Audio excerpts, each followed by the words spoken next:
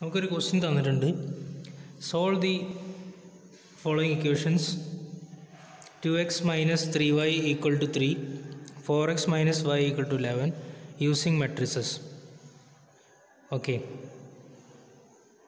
So ഇതെങ്ങനെയാണ് ചെയ്യാമെന്നുള്ളത് നോക്കാം. ആദ്യം തന്നെ നമ്മൾ തന്നിട്ടുള്ള ഇക്വേഷനെ AX ഈക്വൽ ടു B എന്നുള്ള രീതിയിൽ റെപ്രസെൻ്റ് ചെയ്ത് എഴുതുന്നു. So A will be 2 minus 3, 4 minus 1, right? Then X is the matrix of variables, so we have two variables X and Y equal to ഇക്വേഷൻ്റെ വാല്യൂസ് ഉൾക്കൊള്ളുന്നതാണ് B എന്ന് പറയുന്നത്. So 3 and 11. So നമ്മൾ അങ്ങനെ റെപ്രസെൻ്റ് ചെയ്തു. AX equal to B. ഇനി നമുക്ക് കിട്ടേണ്ടത് എക്സും അതുപോലെ വൈയും ആണ്. സോ എക്സ് ഈക്വൽ ടു ഇതാണ് നമുക്ക് വേണ്ടത്. So as per the matrix law x equal to A inverse into B എന്ന് എഴുതാം. അങ്ങനെയാണെങ്കിൽ ഇത് നിങ്ങൾ ഓർത്താൽ മതി. X equal to A inverse into B, ഇത് ഓർത്ത് വയ്ക്കുക.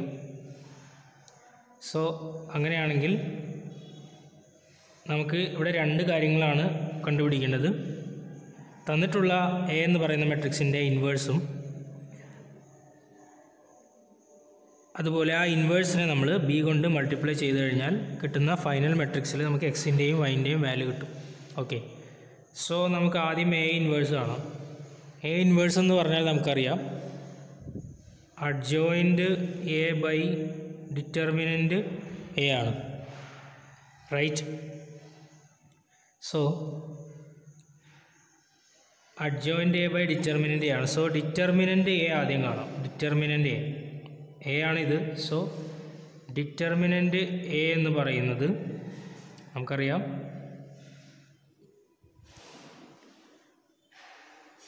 2 into minus 1, that is minus 2.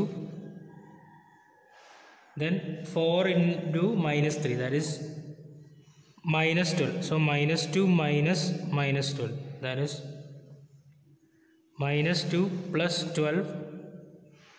So determinant A will be 10.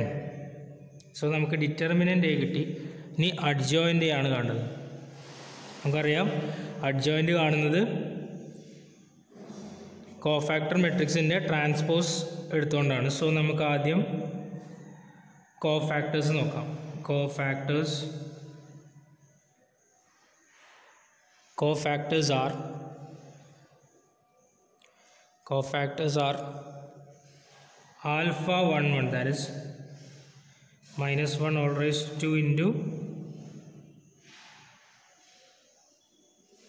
minus 1, right? So the answer will be minus 1. That is first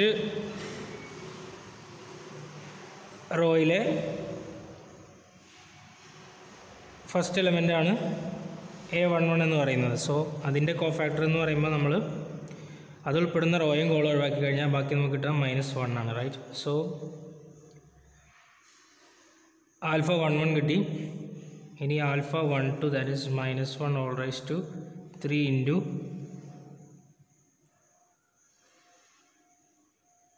4, right? So that is -4. Now alpha 21, that is -1 all raised to 3 into -3, right? So the answer is 3 again. Then alpha 22, that is -1 all raised to 4 into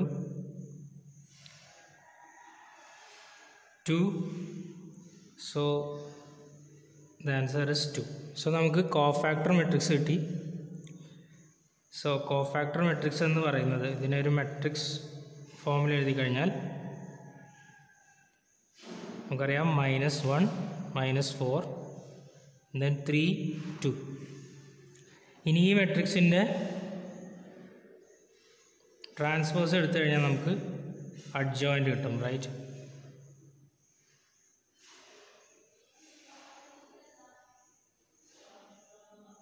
so adjoint എന്ന് പറയുന്നത് ഈ മെട്രിക്സിൻ്റെ ട്രാൻസ്പോസാണ്. So ഇതിൻ്റെ transpose എടുത്തു കഴിഞ്ഞാൽ നമുക്കറിയാം first column becomes first row, so -1 3 and second column becomes second row. So നമുക്ക് adjoint A കിട്ടി. ഇനി നമുക്ക് A ഇൻവേഴ്സ് കാണണം. A ഇൻവേഴ്സ് എന്ന് പറയുന്നത് adjoint A by determinant A ആണ്. സോ adjoint A എന്ന് പറയുന്നത്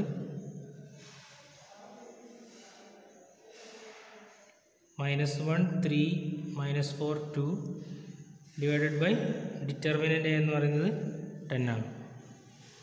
right. So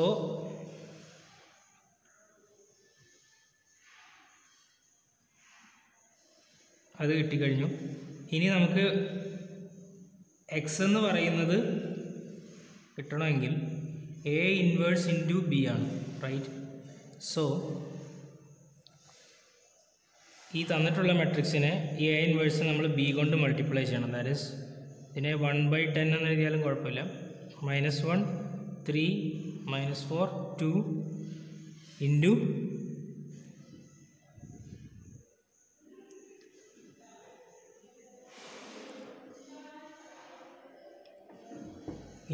B. B means 3 and 11, right? So നമുക്ക് കിട്ടും 1/10 into -1 into 3 that is -3 plus 3 into 11 that is 33, right? Next -4 into 3 that is -12 plus 2 into 11 22. Okay, so വീണ്ടും 1/10 into -3 plus 33 is 30, then -12 plus 22 is 10, right? So നമുക്ക് കിട്ടി 1/10 into 30 and 10. ഇതാണ് simplify ചെയ്തിട്ടുള്ള form എന്ന് പറയുന്നത്.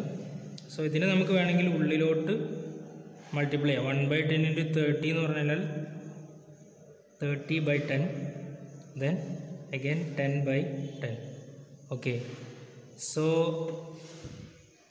the answer is 30/10 is 3, again 10/10 is 1. So നമുക്ക് കിട്ടി x is 3 and y is 1.